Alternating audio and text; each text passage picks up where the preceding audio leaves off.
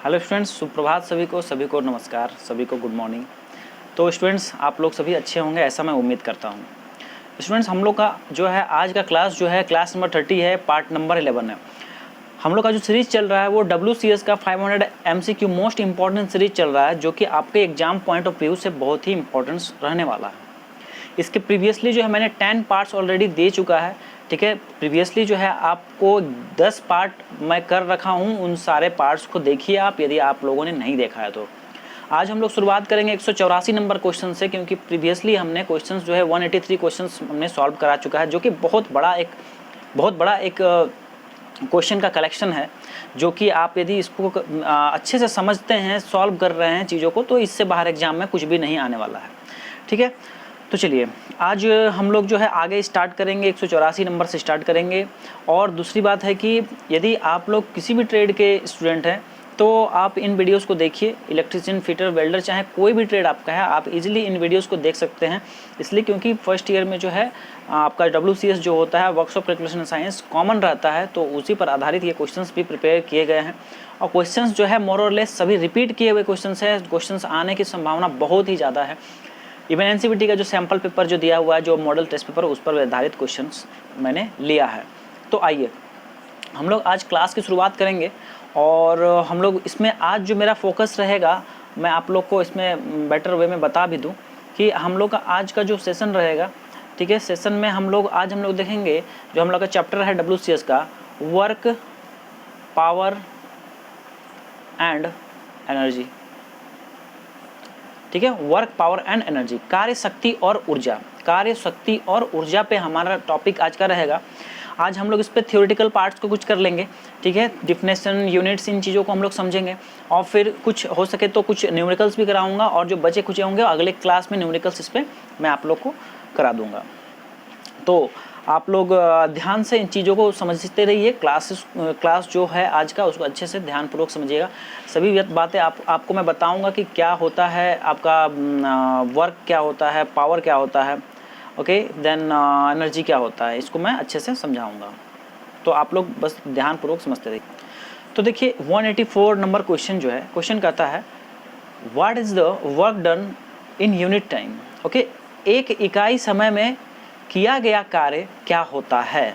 Okay, इकाई समय में किया गया कार्य क्या होता है। तो इस क्वेश्चन को हम लोग करेंगे, उससे पहले हम लोग थोड़ा समझ लेते हैं कि कार्य किसको कहा जाता है। ओके, वर्क हम लोग किसको कहते हैं, थोड़ा आप समझ लीजिए। ओके, कार्य, देखिए जब भी आप किसी वस्तु पे एक बल लगाइएगा, फोर्स लगाइएगा, ओके, एक बल लगाइएगा, ओके, तो ये क्या होगा, कुछ डिस्टेंस मूव कर जाएगा, हाँ या ना। ये कुछ जो है, ये जो हमारा ऑब्जेक्ट है, ये क्या होगा, मूव करेगा, थोड़ा सा आगे बढ़ेगा। जितना आप फोर्स लगाइएगा तो वो किसके बराबर होगा, जितना आप फोर्स लगाइएगा उसी के अकॉर्डिंग जो है वो अपना दूरी ट्रैवल करेगा। तो मान लेते हैं कि ये दूरी जो है, ये दूरी जो तय किया यहाँ से इस प्लेस में था, अभी आ गया इस प्लेस में, ये मान लेते हैं कि दूरी S तय किया। कितना दूरी तय किया, S, ओके, इसको हम लोग S मानते हैं कि S दूरी तय किया। और लगाया गया बल क्या था, F था, है कि नहीं। तो जो कार्य होगा हमारा, ओके, कार्य इस यहाँ पे जो मैं एग्जांपल दे रहा हूँ इसमें, या फिर तमाम तरह के जितने भी अप्लाइड फोर्स वाले जो पार्ट होते हैं, उसमें जो कार्य होता है, ओके, जो हमारा वर्क बराबर जो होता है वो क्या होता है, लगाया गया बल क्या था, F था, गुना, ओके, तय की गई दूरी, वस्तु द्वारा तय की गई दूरी, मतलब S। तो कार्य का फॉर्मूला क्या हो गया बताइए, कार्य का फॉर्मूला हो गया आपका F इंटू S, फोर्स गुना तय की गई दूरी। फोर्स अप्लाई करने के बाद जो दूरी तय किया वो ऑब्जेक्ट, उसी को हम लोग क्या कहेंगे, S से डिनोट करते हैं। और जो कार्य हो गया वो हो गया F इंटू S। अब इसी में जो है एक वेरिएशन आता है कि F into S cos theta भी हम लोग लिखते हैं, F into S cos theta. तो यहाँ पे जो थीटा होता है वो बल का दिशा होता है, ठीक है, बल का जो एंगल है, और जो आपका जितना एंगल पे आप बल लगा रहे हैं, ठीक है। एक तो ऐसे बल लगा सकते हैं, ऐसे भी थोड़ा एंगल में बल लगा सकते हैं। तो वो एंगल हो जाएगा प्लेन के अकॉर्डिंग, प्लेन से जितना एंगल पे आप बल लगाइएगा, ठीक है। तो वो हो जाएगा आपका थीटा का वैल्यू वहाँ पे रख करके आपको सॉल्व करना है, कॉस थीटा का मान लिखना है। जनरली जो क्वेश्चंस आता है आपका ये वाला में ही आता है, और थीटा का वैल्यू पर्टिकुलरली देगा तो थीटा का मान रख दीजिएगा, कॉस 0 1 होता है। इस तरह से कॉस 90 यदि दे देगा, बोलेगा कि 90 डिग्री पे जो है बल लगाया जा रहा है, ओके 90 डिग्री पे बल लगाया, कितना हो जाएगा, कार्य कितना हो जाएगा, 0 हो जाएगा, है कि नहीं। जैसे कि बोला जाता है कि मान लिया जाए कि एक कूली वाला है, ठीक है, खड़ा है, वो ले करके माथे पे आपका सामान, ठीक, खड़ा है, तो क्या वो काम कर रहा है कि नहीं कर रहा है, कार्य। तो फिजिक्स की भाषा में वो कार्य कुछ भी नहीं कर रहा है, क्योंकि यहाँ पे जो थीटा का मान दीजिएगा क्या दीजिएगा, 90 डिग्री दीजिएगा। क्यों, क्योंकि माथे पे लेकर के ऑब्जेक्ट को खड़ा है 90 डिग्री, ओके 90 डिग्री पे है उसका ऑब्जेक्ट, ओके। तो क्या हो जाएगा वहाँ पे, कॉस थीटा का मान कितना हो जाएगा, 0 हो जाएगा, ओके। कॉस थीटा का मान 0 कॉस थीटा का मान, क्योंकि थीटा का मान 90 हो गया और कॉस 90 बराबर 0, तो कार्य कितना हो गया 0। तो क्या उसको कुछ पैसा नहीं दीजिएगा, बोलेगा कि फिजिक्स के टर्म्स में जो भैया आपका जो कार्य था वो आया है 0, तो आपको कुछ पैसा नहीं मिलेगा, ऐसा तो नहीं होगा, वो मारे बिना आपको नहीं छोड़ेगा, है कि नहीं। तो माथे पे लेके खड़ा है तो उसका मतलब वो कार्य कर रहा है, लेकिन फिजिक्स की भाषा में यहाँ जो है वर्क डन क्या हो जाता है, 0 हो जाता है, ठीक है। तो आप लोग को समझ में आ रहा होगा मैं क्या कहना चाह रहा हूँ। तो सिंपल सा फंडा है कि यहाँ वर्क के बारे में आपको समझाया कि कार्य क्या होता है, कार्य होता है कि किसी वस्तु पे लगाया गया बल गुना उस वस्तु द्वारा बल लगाने के बाद जो दूरी जो तय किया, ठीक है, डिस्प्लेसमेंट जो वो तय किया या फिर डिस्टेंस जो कवर्ड किया, वही हो जाता है, उसके साथ मल्टीप्लाई में आ जाता है, मल्टीप्लिकेशन में हो जाता है, तो कार्य बराबर F इंटू एस होता है, ओके। चलिए वेरी गुड। चलिए हम लोग अब थोड़ा इसमें यूनिट्स का भी बात कर लेते हैं, क्योंकि यूनिट भी आप लोग का पूछता है। तो वर्क का हम लोग यूनिट थोड़ा बहुत देख लेते हैं। अच्छा, इससे क्वेश्चंस बहुत सारा पूछता रहता है। तो देखिए फॉर्मूला आपका क्या है, फॉर्मूला है आपका F इंटू एस है, F इंटू एस। तभी ये क्या दे रहा है हमको, वर्क दे रहा है, वर्क, ओके। तो चलिए फोर्स में हम पहला जो वैल्यू ले लेते हैं आपका डाइन ले लेते हैं, ओके, DYNE। डाइन एक यूनिट होता है बल का, ठीक है। तो मान लेते हैं कि एक डाइन मैं ले लिया, इंटू एस का जो वैल्यू है, एस क्या है, तय की गई दूरी, मान लेते हैं 1 सेंटीमीटर, ठीक। तो 1 डाइन इंटू 1 सेंटीमीटर जो होगा एक अर्ग के इक्वल होगा, ठीक है। एक अर्ग, आपसे क्वेश्चन कन्वर्सन भी करवा लेगा वो, ठीक है, इसलिए याद रखिएगा एक अर्ग जो होता है कितना के बराबर होता है, 1 डाइन इंटू 1 सेंटीमीटर, मतलब एक अर्ग जो होगा एक डाइन और गुना 1 सेंटीमीटर के इक्वल होगा। तो वर्क की यदि इकाई का मैं बात करूं तो अर्ग जो है, अर्ग ये भी क्या है, एक वर्क की इकाई है। पर ज़्यादा कॉमन जो हो जाता है एसआई के टर्म्स बात करें तो एसआई यूनिट के टर्म्स में तो होता है क्या, जूल होता है। उसको मैं बता देता हूँ। अभी देखिए क्या हम लोग फोर्स यहाँ चल रहे हैं, फोर्स का, तो फोर्स मान लेते हैं, इस बार हम लोग डाइन नहीं लेके इस बार हम न्यूटन को ले लेते हैं, ठीक है। न्यूटन तो आप लोग जानते हैं फोर्स का जो यूनिट होता है क्या, न्यूटन होता है। अब मल्टीप्लाई इसको हम लोग लेते हैं मीटर में, 1 मीटर, ओके, ऐसा ही वैल्यू लेके चल रहे हैं। तो ये जो मान आएगा 1 जूल के इक्वल आएगा। देखिए बहुत ही बेहतर ढंग से आप लोग को समझा रहे हैं कि वर्क डन जो हो गया, वर्क का इकाई क्या क्या हो सकता है। तो एक तो मैं आपको बता दिया अर्ग, ठीक है, अर्ग होगा। दूसरा क्या होता है, जूल होता है, ठीक। अब आपसे यहाँ पे जैसे कि बोलेगा, क्वेश्चन बोल देगा कि भाई आप जो वर्क निकालिएगा वो जूल में निकालिए, और यहाँ मान लिया जाए कि वो न्यूटन नहीं दिया तो आपको न्यूटन में पहले चेंज करना पड़ेगा। यहाँ मान लीजिए कि बोलेगा 1 सेंटीमीटर दूरी तय किया या 10 सेंटीमीटर दूरी तय किया, तो पहले इसको मीटर में चेंज करना होगा, तभी जाके ये वैल्यू जो होगा न्यूटन गुना मीटर जब होगा तभी ये जूल का वैल्यू देगा। ये चीज़ को दिमाग में रखना है, ठीक है। तो वर्क का जो यूनिट हो गया, अर्ग हो गया, जूल हो गया, और ये जूल जो कैसे बनता है, न्यूटन और मीटर का गुना होने से। अर्ग कैसे बनता है, तो डाइन और सेंटीमीटर का गुना होने से। इतना बेसिक्स आप लोग को बताता हूँ, इतना चीज़ों को तोड़ तोड़ के समझा रहा हूँ। पूरा वर्क क्या है, कैसे आ रहा है, फॉर्मूला क्या है, यूनिट क्या है, सब चीज़ों को मैं एक एक लाइन बाय लाइन पूरा अच्छे से डिस्क्राइब कर रहा हूँ। फिर भी कुछ बच्चों को आपत्ति है, तो कोई नहीं, आप लोग क्लास नहीं करते हैं, सीधी सी बात है, और कोई बात नहीं है। चलिए आइए अब हम लोग बात करते हैं, यदि नेक्स्ट यदि दूसरा मैं लेकर चलूँ तो जैसे फोर्स का एक और दूसरा एक यूनिट लेते हैं, पाउंडल, ओके, पाउंडल इनटू, तो 1 पाउंडल हो गया, और फिर जो दूरी हो गया उसको हम लोग लेते हैं फुट में, तो 1 फुट ले लेते हैं, ओके। तो ये जो मल्टीप्लाई होगा ये हो जाएगा 1 फुट पाउंडल, क्या हो जाएगा, 1 फुट पाउंडल। थोड़ा बड़ा कर लेते हैं। हाँ, ये कितना होगा 1 फुट पाउंडल। आ गया सबको समझ में? तो फुट पाउंडल जो है ये भी वर्क की ही एक इकाई है। आया समझ में? आइए अगला यदि बात करें हम लोग, नेक्स्ट ये भी बहुत प्रचलित है 1 kg। देखिए फोर्स का जो वैल्यू है, फोर्स जब ग्रेविटेशनल फील्ड के अंतर्गत जब आने लगता है, जब वस्तु गिरने वाली अवस्था में होती है या ऊपर फेंकी जाती है, उस टाइम वस्तु का जो भार होता है उस भार पे एक फोर्स लगने लगता है, ग्रेविटेशनल फोर्स, जिसको कि हम लोग mg से देते हैं और यही mg का मान kg में हम लोग उसको लिखते हैं। ठीक है, तो हम यहाँ डायरेक्टली जो है फोर्स को kg में डिनोट कर रहे हैं, इंटू 1 मीटर, इंटू 1 मीटर। इसको जब सॉल्व कीजिएगा तो ये किस में आ जाएगा, ये आपका आ जाएगा 1 kg मीटर। ओके, ये कितना हो जाएगा 1 kg मीटर। सेम ही चीज़ को लिख दिए, मल्टीप्लाई करिए, वहाँ पे 1 kg आया, 1 मीटर को सॉल्व कर दिए तो 1 kg मीटर। और ये जो मान होता है 1 kg मीटर, याद रखिए बहुत इंपॉर्टेंट रिलेशन है, 9.8 जूल के बराबर होता है, 9.8 जूल के बराबर होता है। ये रिलेशन एकदम याद रखिए आप लोग। ठीक है, कितना हो जाएगा 1 kg newton, sorry 1 kg metre equal to 9.8 joule, equal to 9.8 joule. ठीक है, चलिए बहुत अच्छे, तो आप लोग समझ गए इन चीज़ों को। चलिए अब इसका जो है आप लोग चाहिए तो स्क्रीनशॉट ले लीजिए, क्योंकि ये मैं आपको सारा यूनिट समझा दिया और क्या क्या रिलेशन है। हम लोग यदि kg मीटर में दिया हुआ है तो उसको फिर हम जूल में कैसे कन्वर्ट करेंगे ये भी आप लोग समझ गए। अच्छा, एक चीज़ और समझ लीजिए, 1 kg जो होता है 9.8 न्यूटन के बराबर होता है। 1 kg जो होगा आपका कितना होगा 9.8 न्यूटन के इक्वल होता है। ये रिलेशन सभी आप लोग अपने कॉपी में नोट करके रखिएगा, क्योंकि ऐसा क्वेश्चन इस पर बहुत सारा बनता है। तो 1 kg किससे बराबर होगा 9.8 न्यूटन के इक्वल भी होता है। इस चीज़ को आप लोग नोट कर लीजिए।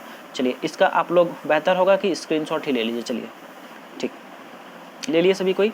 यहाँ पे मैं कार्य के बारे में समझाया था। तो चलिए अब हम लोग आते हैं मुद्दे पे। अब अभी हम लोग समझते हैं कि क्वेश्चन पूछा गया है हमसे पावर का, ओके ना। तो हम लोग अब पावर वाला जो क्वेश्चन है उसमें क्या बोला है उसको समझ लेते हैं। हाँ, तो देखिए इसको मैं थोड़ा सा मिटा देता हूँ। क्वेश्चन बोला था कि what is the work done in unit time. ठीक है, work done in unit time. तो देखिए आप लोग समझिए इस चीज़ को, जो पावर होता है, पावर में थोड़ा बहुत समझिए आप। ठीक है, पावर क्या होता है? पावर होता है कार्य करने के दर को हम लोग क्या करते हैं, पावर कहते हैं। ठीक है, कार्य करने के दर को क्या कहा जाता है, पावर कहते हैं। ओके, तो यहाँ पे क्या कहा गया है, पावर। ठीक है, इसका आंसर क्या हो जाएगा, ऐसे हो जाएगा, इसका आंसर हो जाएगा पावर मतलब शक्ति। शक्ति क्या हो गई, कार्य करने के दर को। दैट मीन्स कार्य करने के दर को मतलब कार्य हो जाएगा मतलब वर्क। ओके, वर्क और डिवाइडेड बाय क्या, डिवाइडेड बाय टाइम, क्योंकि दर क्या चीज़ होता है, टाइम होती ही तो होता है। डिवाइड बाय क्या हो जाएगा, टाइम। तो वर्क अपॉन टाइम या फिर कार्य बटा समय, कार्य बटा समय को ही हम लोग क्या कहते हैं, कार्य करने के दर को पावर कहेंगे। या फिर work done in unit time. Unit time का मतलब क्या हो, यदि टाइम का वैल्यू में यदि 1 ले ले, 1, ठीक है, 1 सेकेंड ले ले या फिर 1 आवर ले ले तो हो जाएगा यूनिट टाइम। ठीक, तो work done in unit time is known as power. Answer क्या गया इसका, आंसर चल गया पावर। पावर का यदि यूनिट बोल दिया जाए तो क्या बोलिएगा, वाट बोलिएगा। ओके, पावर का यूनिट क्या हो जाएगा, वाट हो जाएगा। आइए, तो ये क्वेश्चन आप लोग समझ गए, इसका आंसर क्या चल गया, बी चल गया। लेकिन इसके पहले जो है मैं आपको वर्क समझाया कि वर्क क्या होता है। ओके, आइए पावर पे भी इसमें कुछ और भी पॉइंट्स मैं आपको समझा दूंगा आगे। अभी देखिए, अब नेक्स्ट है what is the capacity of a body to do work is called.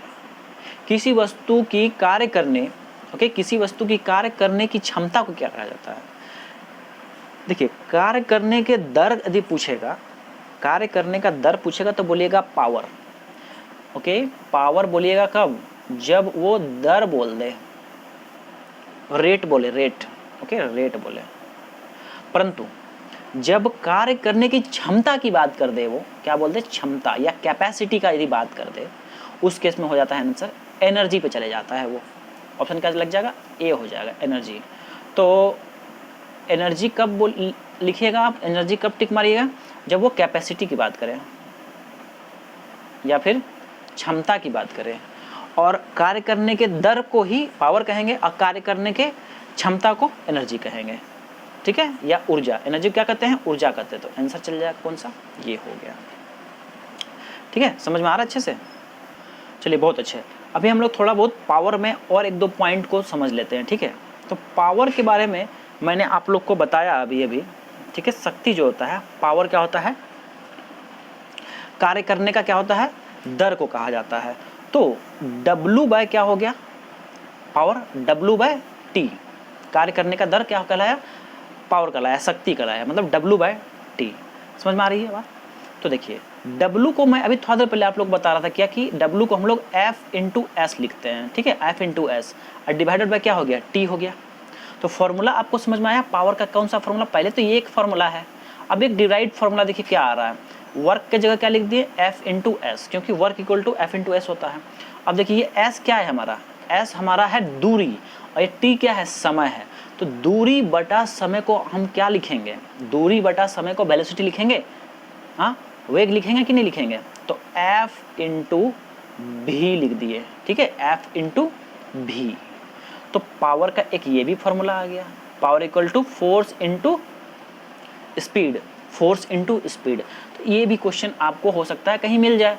यदि आपको पावर पूछ देगा, बोल देगा कि ये इतने स्पीड से जा रहा है और इसमें इतना अप्लाइड फोर्स है, 5 न्यूटन का फोर्स दे देगा, आप बोलेगा कि 2 मीटर प्रति सेकंड के स्पीड से वो जा रहा है, तो पूछ देगा पावर क्या होगा, तो डायरेक्ट ये लगा दीजिएगा। यदि पता रहेगा ये फॉर्मूला तो कैसे आया आप लोगों को मैं बता दिया। ठीक है, अब देखिए यहाँ पे इससे यदि मैं आऊँ, ये वाला जो टर्म है मेरे पास है P equal to W by t, यहाँ से चीज़ों को समझिए। तो पावर का मैं क्या बोला, 1 वाट, या फिर वाट लिखिए ना। ठीक है, पावर का क्या होता है, वाट होता है, तो मैं 1 लगा रहा हूँ। अच्छा, इज इक्वल टू, ये क्या है, वर्क का यूनिट क्या बताया था, जूल बताया था, तो 1 जूल। और नीचे टाइम का क्या हो जाएगा, सेकंड, 1 सेकंड, 1 सेकंड। तो देखिए यहाँ पे आप एक चीज़ कंक्लूड कर सकते हैं कि 1 वाट जो होगा, 1 वाट किसके बराबर होगा, 1 जूल प्रति सेकंड के बराबर हो जाएगा। ठीक है, तो ये एक रिलेशन आता है कि 1 वाट किसके इक्वल होगा, तो आप बोलिएगा कि सर 1 जूल बाय 1 सेकंड के इक्वल होता है। ठीक, इसमें और कुछ एक दो पॉइंट है, उसको भी नोट कर लीजिए कि 1000, ठीक है, 1000 वाट बराबर कितना होगा, 1 किलोवाट होगा। आया बात समझ में।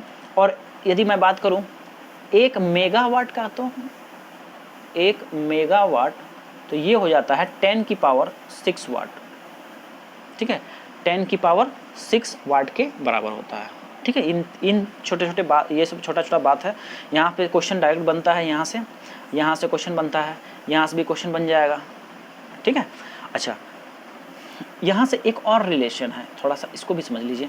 देखिए क्या है यहाँ पे, जब ये 1 सेकेंड वाला वैल्यू, ये वाला टर्म 1 वाट के साथ इधर भेज दीजिएगा तो क्या हो जाएगा, मल्टीप्लिकेशन में हो जाएगा, तो किसके इक्वल हो, वो भी 1 जूल के इक्वल हो जाएगा। तो यहाँ से देखिए 1 जूल बराबर जो होगा 1 वाट इंटू 1 सेकेंड। ठीक, तो चलिए बहुत अच्छे। अभी इसका आप लोग चाहिए तो स्क्रीनशॉट ले लीजिए कि मैंने पावर का जो है आप लोग को बताया कि पावर का फॉर्मूला क्या होता है, उसके बाद फिर पावर का जो है यूनिट क्या होता है। पावर का यूनिट क्या बताया मैं, वाट बताया आप लोग को ना। पावर का यूनिट क्या होता है, वाट, WATT, शॉर्ट में W लिखते हैं, कैपिटल W।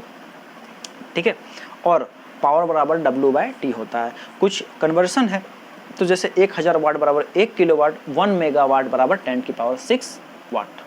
आ गया समझ में बात। अच्छा, इसका आंसर जो हो गया ऑप्शन नंबर चले गया ए। एनर्जी का यहाँ पे बात हुआ था, क्योंकि कैपेसिटी आया था इसलिए एनर्जी हुआ, दर रहता तो पावर हो जाता। चलिए बढ़ते हैं नेक्स्ट क्वेश्चन। नेक्स्ट क्वेश्चन कहता है कि what is the ratio of power output to power input, मतलब शक्ति आउटपुट और शक्ति इनपुट का अनुपात पूछा गया है, क्या होगा। देखिए output power, okay, output power और डिवाइडेड बाय इनपुट पावर जो होता है, ओके, आउटपुट बटा इनपुट किसके इक्वल होता है, इफिशियंसी के इक्वल होता है। ठीक है, ऑप्शन नंबर सी आंसर होगा ऐसा। देखिए समझिए, कोई भी मशीन है, कोई भी मशीन है, ठीक है, तो जाहिर सी बात है कि वो कुछ ना कुछ इनपुट लेगा, कुछ ना कुछ वो पावर लेगा, ठीक है, और उसके एवज में कुछ आउटपुट आपको देगा, ठीक है। तो जब उन दोनों का जब आप रेशियो निकालिएगा, उन दोनों का जब क्या निकालिएगा, रेशियो निकालिएगा, मतलब उन दोनों को जब भाग करके जब चेक कीजिएगा आप, ठीक, तो उसका जो वैल्यू होगा, हाँ, वही क्या कहलाएगा, इफिशियंसी कहलाएगा, इफिशियंसी कहलाएगा। कहने का मतलब है कि यदि मैं 10 वाट एनर्जी, 10 वाट पावर मैं सप्लाई दे रहा हूँ, 10 वाट मैं दे रहा हूँ, अब मुझे एवज में, ठीक है, आउटपुट के तौर पे यदि मुझे 9 वाट वैल्यू मिल रहा है, तो कितना हो जाएगा इफिशियंसी, 9/10 हो जाएगा, मतलब 1 से कम हो जाएगा, जितना दिए उतना हमको प्राप्त नहीं हो सका। जाहिर सी बात है, 10 वैल्यू दिए थे, 10 पार्ट दिए थे, मात्र 9 ही पार्ट हमको मिला, तो इफिशियंसी क्या हो गया, इफिशियंसी 100% से क्या हो गया, कम हो गया। अच्छा, इफिशियंसी को जो है यहाँ पे आप 100 से मल्टीप्लाई कर दीजिएगा, तो इफिशियंसी हमारा जो ई का जो वैल्यू है, इफिशियंसी को हम लोग ई से डिनोट करते हैं, ई का जो वैल्यू हो जाएगा वो परसेंटेज में आ जाएगा। अब यहाँ पे इसको जब आप इस तरह से सॉल्व कीजिएगा, यहाँ इसको कटा दिए, 10 का 0 कट गया, कितना आ गया, 90%, मतलब 90% आ गया, ठीक है। जब हम 10 इनपुट दिए और 9 जब आउटपुट हमको मिला, तो इफिशियंसी कितना रहा मशीन का, मशीन का इफिशियंसी रहा 90%। मशीन कितना इफिशियंसी दिया, 90%, ठीक है। तो ये चीज़ है, तो ये आप लोग को समझ में आ गया कि इफिशियंसी जो होता है, ठीक है, इसको हम लोग ई से डिनोट करते हैं, या फिर इसको इस सिंबल से भी, नीटा से भी इसको डिनोट किया जाता है, ठीक है, नीटा। ये देखिए एन टाइप का स्मॉल एम, लेकिन ये डाउन में थोड़ा सा है, ओके, ये हो गया। स्मॉल ई से भी डिनोट किया जाता है कुछ कुछ बुक्स में, ओके। दूसरा पॉइंट इसमें ये है कि ये आउटपुट वैल्यू और इनपुट वैल्यू का रेशियो बताता है। आउटपुट रेशियो, आउटपुट वैल्यू और इनपुट वैल्यू का क्या होता है, रेशियो होता है, आउटपुट बाय इनपुट, ओके। और दूसरा पॉइंट ये है कि ये हमेशा इसको परसेंटेज में व्यक्त किया जाता है। किस में व्यक्त किया जाता है, प्रतिशत में। तो फॉर्मूला जो होता है मेरा, इसमें फॉर्मूला आपका जो हो गया ये इफिशियंसी का फॉर्मूला क्या हो गया, यहाँ आपका output divided by input into 100, ये किस में आएगा, वैल्यू परसेंटेज में आएगा, ठीक है। ये हो गया आपका इफिशियंसी का। इफिशियंसी जो है सभी मशीन्स में, सब मशीन का अपना अपना इफिशियंसी होता है। जैसे कि आपको मैं बताऊं कि जैसे आपका इलेक्ट्रिक मोटर होता है, या फिर आपका पंप होता है, या फिर किसी भी तरह का मशीन होता है, जनरेटर, ये सब जो भी होता है, डीजल मशीन, ये सब, उन सब का इफिशियंसी कुछ न कुछ आएगा। और कोई भी मशीन का वैल्यू जो होगा, जो आपका नीटा जो होगा वैल्यू, ठीक है, ये 100% पार नहीं करेगा, ठीक है।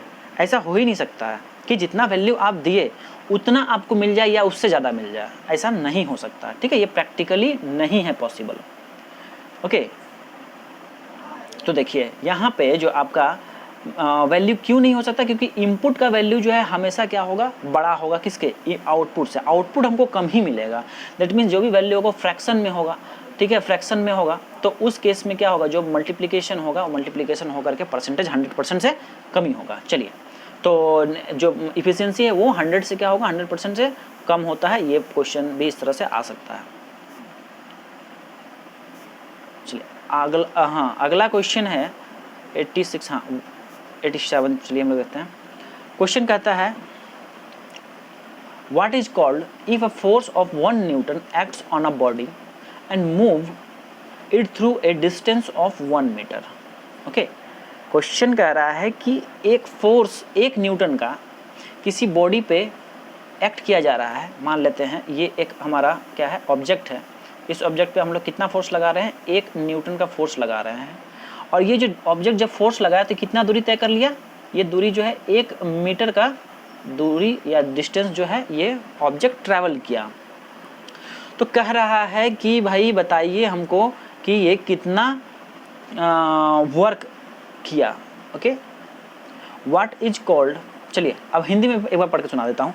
यदि 1 न्यूटन का बल किसी वस्तु पर कार्य करता है और उसे 1 मीटर की दूरी तक चलाती है तो उसे क्या कहेंगे। अच्छा, उसे क्या कहेंगे, ठीक है। तो उसे क्या कहेंगे बताइए भाई, सभी लोग बताइए क्या कहेंगे उसको। अभी थोड़ा देर पहले डिस्कशन कर रहे थे हम। तो देखिए पहली बात कि एक कुछ तो यहाँ हो रहा है, क्या हो रहा है, ये जो प्रोसेस हो रहा है, ढकेल रहे हैं, वो आगे बढ़ रहा है, कुछ दूरी तय कर रहा है। अभी शुरुआत ही किए थे इस चैप्टर का, हम क्या कर रहे थे, इसलिए मैं स्टार्टिंग में उन चीज़ों को बताया। तो कोई भी बात यहाँ अननेसेसरी नहीं बताया था, आपके टॉपिक का चीज़ है, आपके सिलेबस का चीज़ है, आपके योग्य चीज़ है, आपको समझने में बहुत सहूलियत होगी, इसलिए बताता हूँ, ठीक है। तो क्लासेस को एकदम ध्यानपूर्वक एक लाइन बाय लाइन सुनिए, नहीं समझ में आए फिर से रिपीट करके, क्लास ओवर होने के बाद फिर से रिपीट करके सुनिए, क्योंकि हर चीज़ों का कुछ ना कुछ मतलब है, कुछ ना कुछ कहीं ना कहीं से वो इंटरलिंक्ड है। चलिए तो देखिए, तो क्या हुआ, वो प्रोसेस क्या कहलाएगा, वर्क कहलाएगा, कार्य कहलाएगा। ओके, क्या कहलाएगा, कार्य। तो F इंटू एस तो मेरा हो गया। अब फोर्स का क्या था वैल्यू, 1 न्यूटन था, इंटू 1 मीटर, इंटू 1 मीटर। अब बताइए 1 न्यूटन इंटू 1 मीटर कितना के बराबर आएगा। अभी अभी यहाँ देखिए, यहाँ इस स्लाइड में मैं लिखा भी हूँ, ठीक है। देखिए यहाँ पे क्या हो गया, इधर जा नहीं रहा। हाँ देखिए यहाँ पे इस जगह आप लोग को मिलेगा वर्क का यूनिट में। देखिए मैं आपको बताया था, ये वाला पॉइंट जरा देखिए, ये वाला पॉइंट, ये वाला 1 न्यूटन इंटू 1 मीटर किसके बराबर है, 1 जूल के बराबर है। तो आंसर आपका क्या हो गया, जूल या फिर कार्य, है ना। तो यहाँ पे आंसर कौन सा जाएगा, 1 न्यूटन इंटू 1 मीटर क्या हो जाएगा, 1 जूल के बराबर हो जाएगा। ऑप्शन नंबर ए हो गया। और यदि पूछ देता यहाँ, यहीं पे ये क्वेश्चन पूछता, जैसे यहाँ पे पूछा है ना, क्या बोला है, तो उसे क्या कहते हैं, ठीक है, उसे क्या कहते हैं। यदि 1 न्यूटन का बल किसी वस्तु पर कार्य कर रहा है और वो 1 मीटर की दूरी तक आगे बढ़ता है, तो उसे क्या कहेंगे, तो उसे 1 जूल कहेंगे, इसे क्या कहेंगे, 1 जूल। अब पूछता है कि बताइए क्या हो रहा है इसमें जो है, इसे क्या कहेंगे, तो कहिएगा इसे क्या कहेंगे, इसे कार्य करना कहेंगे, कि कार्य हो रहा है, कार्य या फिर वर्क डन। और वैल्यू कितना के बराबर होगा, 1 जूल के बराबर हो जाएगा। चलिए अगला क्वेश्चन है कि how many ergs for 1 joule, 1 joule के कितने अर्ग होते हैं, ठीक है, 1 जूल में कितने अर्ग होते हैं, ये पूछा गया है। तो देखिए ये अभी मैं यहाँ पे आप लोग को थोड़ा समझा भी रहा था कि जैसे यहाँ पे अर्ग का भी मैं एक पार्ट लिखा था, देखिए ये वाला पार्ट लिखा था ना, अर्ग का जूल में क्या रिलेशन हो, क्योंकि ये भी एक इकाई है, ये भी एक वर्क का ही इकाई है, ये जूल भी वर्क का ही इकाई है। तो इन दोनों में रिलेशन तो कुछ होगा जरूर, क्योंकि दोनों है। तो अब जैसे मान लिया जाए ग्राम और किलोग्राम, दोनों क्या चीज़ की इकाई है, दोनों द्रव्यमान की इकाई है, मास की दोनों इकाई है। तो दोनों में कुछ न कुछ रिलेशन तो है। 1 kg बराबर 1000 ग्राम, रिलेशन है दोनों के बीच। उसी तरह से जब ये अर्ग और ये जूल जब वर्क की इकाई है, कार्य की इकाई है, तो दोनों में कुछ न कुछ रिलेशन होगा। तो भाई क्या रिलेशन है, आइए हम लोग इसको समझते हैं। तो ये जो वैल्यू होता है, ठीक है, ये क्या होता है, 1 जूल जो होता है ये आपका 10 की पावर 7 अर्ग के इक्वल होता है, ठीक है। 10 की पावर 7 कितना होता है, अर्ग के बराबर होता है। ये रिलेशन आपको ध्यान में रखना है, ठीक है, मोस्ट इंपॉर्टेंट, बहुत ही अच्छा क्वेश्चन है। 1 जूल जो होगा कितने के अर्ग के इक्वल हो जाएगा, 10 की पावर 7 अर्ग के इक्वल हो जाएगा। कंपटीशन में उठा के देख लीजिए, कोई सा भी कंपटीशन उठा के देख लीजिए, आरआरबी का आपका जो एएलपी का जो एग्जाम होता है, ड्राइवर वाला जो एग्जाम होता है, या फिर ग्रुप डी वाला जो एग्जाम होता है, जिसमें कि आईटीआई बच्चों का यदि अप्रेंटिस वो लोग करते हैं तो 20% सीट रिजर्व रहता है। अप्रेंटिस से जो वैकेंसीज आती हैं उनका मैं अपने जो है चैनल पे उनको उन वैकेंसीज को भी पोस्ट करता रहता हूँ। तो जो बच्चे पास आउट हैं तो वो भी उन जरूर अप्रेंटिस कीजिए, आप लोग को बहुत ही सुनहरा मौका होता है जिससे कि आप रेलवे को भी ज्वाइन कर सकते हैं। 20% सीट समझिए उन बच्चों के लिए रिजर्व रहता है, ठीक है। तो जो बच्चे पास आउट नहीं हैं, पास आउट करके अप्रेंटिस कर सकते हैं। चलिए, तो चैनल के साथ जुड़ाव जरूर रखिए, चैनल के साथ जो भी कुछ वीडियोस आता है उसको देखा कीजिए। और कुछ बच्चे यदि न्यू देख रहे हैं वीडियो को तो जरूर चैनल ज़रूर सब्सक्राइब कीजिएगा, ताकि इस तरह की जो भी आपको इन्फॉर्मेटिव बातें हैं वो आप तक पहुंच सके। क्लासेस यदि आपको ज़रूरत है तो क्लासेस भी कीजिए, और यदि अपार्ट फ्रॉम क्लास आपको बहुत सारे इन्फॉर्मेशन इस चैनल पे दी जाती है। आइए समझ में आ गया ये मैं क्या कह रहा था कि 1 जूल जो होगा 10 की पावर 7 अर्ग के इक्वल होता है। आइए तो अब हम लोग देखते हैं क्वेश्चन नंबर नेक्स्ट 189 की यदि बात करें तो क्वेश्चन हम लोग से पूछ दिया गया है कि how many Newton for 1 kilogram. क्या बोला है कि 1 केजी में, ओके, 1 केजी में कितना न्यूटन होगा, 1 केजी में कितना न्यूटन होगा। तो भाई मेरे सभी लोग बताइए इसका आंसर, क्योंकि अभी अभी पॉइंट स्टार करके भी लगवाया था और यहाँ पे नोट करवाया था। देखिए शुरू का क्लास जो स्टार्टिंग में जो बताया ना सब वहीं पे बता दिए, समझिए पूरा जो आज का क्लास का पूरा निचोड़ स्टार्टिंग में ही बता दिया। बच्चे कुछ लड़के लेट से ज्वाइन कर रहे होंगे, उनको इधर उधर पैर हाथ मारेंगे, क्लास का इंपॉर्टेंस नहीं समझ रहे हैं, लेकिन हाँ एग्जाम के बाद जरूर समझ लीजिएगा। खैर कोई बात नहीं है। देखिए यहीं पे देखिए पॉइंट आपको मिल जाएगा, क्या है 1 केजी बराबर 9.8 न्यूटन के बराबर होता है। 1 केजी किसके बराबर होगा, 9.8 न्यूटन का। तो मिल गया। यहाँ पे आंसर क्या हो जाएगा, 189 का आंसर बताइए। ये हो जाएगा 9.8, सी नंबर आंसर चल जाएगा। ठीक है, याद रखिए सब रिलेशन द मोस्ट इंपॉर्टेंट है फिजिक्स में। जैसे ये सबसे क्वेश्चंस आता है आप लोग का, जैसे वर्क पावर एनर्जी तो क्वेश्चन देगा ही देगा एकदम 100%। लिख के ले लीजिए, उस सबसे यही सब क्वेश्चन रहेगा, सिंपल सा थोड़ा बहुत क्वेश्चन रहेगा, या फोर्स आपसे निकलवा लेगा, आई मीन वर्क निकलवा लेगा या पावर निकलवा लेगा, ये सब थोड़ा बहुत देखेंगे हम लोग। सब में क्वेश्चन और भी है, उसको देखेंगे। आइए कहता है कि नेक्स्ट क्वेश्चन 190 है, how many watt for 1 horse power in matric system. तो आपको इसमें बताना है कि मैट्रिक सिस्टम में जो 1 हॉर्स पावर होता है। अब देखो हॉर्स पावर क्या है, हॉर्स पावर जो एक बड़ा सा इकाई है, ओके, बड़ी इकाई है पावर की। ओके, रिलेशन हम लोग देख के समझेंगे कि आप लोग फैमिलियर किस चीज़ से हैं। आप लोग वाट से फैमिलियर है, एचपी से भी फैमिलियर होंगे, लेकिन एचपी जैसे बोलते हैं कि मोटर जैसे खरीदने जाते हैं दुकान में, बोलिएगा कि हाफ एचपी का मोटर दीजिए, 1 एचपी का मोटर दीजिए, 2 एचपी का मोटर दीजिए। वाकई में एचपी जो है क्या, हॉर्स पावर उसको कहा जाता है। लेकिन उसका यदि हम लोग बात करें कि वाट में क्या कन्वर्सन है उसका, ठीक है, तो 1 एचपी जो होगा वो कितना के बराबर होगा। देखिए इसमें 2 चीज़ें हैं। मैं एक प्रीवियस क्लास था, एक कोई क्लास था मेरे इसी थी का WCS का ही पार्ट 1 या पार्ट 2 होगा, उसमें मैंने आपको अच्छे से क्वेश्चन भी कराया था। ठीक है, इवन आपका टेस्ट भी लिया था उसमें।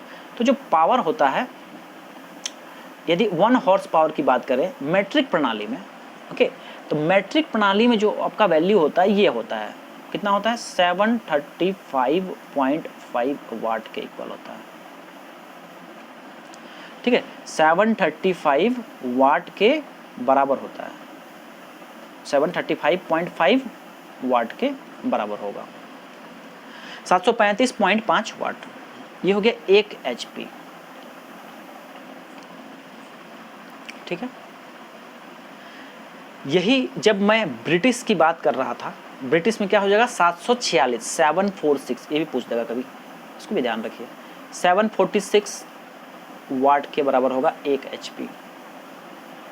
21 में होगा, ये हो जाएगा आपका ब्रिटिश प्रणाली में, ये हो जाएगा ब्रिटिश में। और मैट्रिक में क्या हो जाएगा, मैट्रिक में हो जाएगा ये, मैट्रिक में हो जाएगा 1 एचपी इक्वल टू 735.5 वाट। तो इसका मतलब ये हुआ कि 1 एचपी का यदि मोटर है तो वो कितना पावर लेगा, वो लेगा आपका 735.5 वाट लेगा। ठीक है, जैसे 100 वाट का आपका एक बल्ब होता है, बहुत ज़्यादा पावर कंज्यूम करता है। आपका एक एलईडी लाइट 15 वाट का मात्र होता है, 10 वाट का मात्र होता है, बहुत ही कम लाइन, वो बहुत ही कम पावर खींचता है। ठीक है, मगर यदि आपका मोटर 1 एचपी का है तो आप समझ जाइए कि वो कितना पावर कंज्यूम करेगा, 735.5 वाट कंज्यूम करेगा। मतलब यदि मैं बताऊं 100 वाट का जो यदि बल्ब है तो वो कितना गुना, वो आपका 7.3 टाइम्स ज़्यादा जो है पावर कंज्यूम करेगा, या फिर ऑन एन एवरेज मान के चलिए कि 7 गुना उससे वैल्यू ज़्यादा लेगा। यदि एक आप एलईडी की बात करते हैं 10 वाट वाला एलईडी, तो समझिए 10 वाट वाला एलईडी से 73वां times 73 times more power consume करेगा। समझ जाइए कितना ज़्यादा वैल्यू कंज्यूम करता है।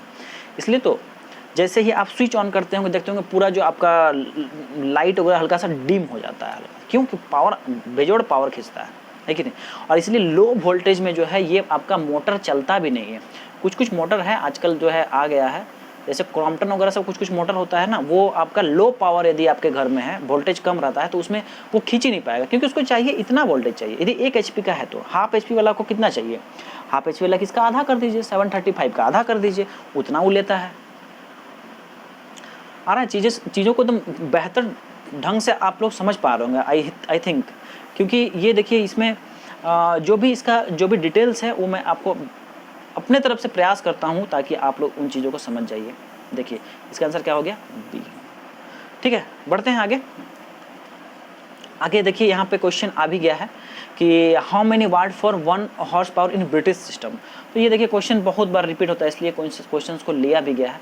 तो ब्रिटिश प्रणाली में, ब्रिटिश सिस्टम में जो है 1 HP का जो मान होता है कितने वाट के बराबर होता है ये पूछा गया है। तो 1 HP, okay, 1 HP equal to how many watt. तो ये जरूर ध्यान रखिएगा किस में पूछ रहा है, ब्रिटिश में पूछ रहा है या फिर किस में पूछ रहा है, ये चीज़ जरूर देख लीजिएगा। जनरली यदि कुछ नहीं दिया है तो आप लोग को मैट्रिक लेके चलना है, जो कि आंसर क्या होगा 735.5 हो जाएगा। अच्छा, इसका आंसर क्या हो जाएगा, इसका आपका हो जाएगा, बताइए सभी, इसका आंसर हो जाएगा ऑप्शन नंबर सी। ऑप्शन कौन सा हो गया, सी हो गया। मेरा पेन भी नहीं चल रहा, खैर चलिए।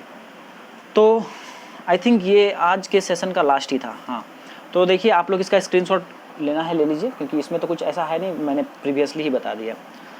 तो चलिए गाइज, आज के सेशन का हम लोग का ये ऑलमोस्ट जो है कुछ क्वेश्चंस थे, जिसमें 191 पे हम लोगों ने लास्ट किया है। आज का सेशन जो है हम लोग का अब तक हम लोगों ने 11 पार्ट कर लिया, और एक बहुत अच्छा भी फील होता है कि चलिए हम लोगों ने लगभग 200 क्वेश्चन जो है कवर कर लिया है।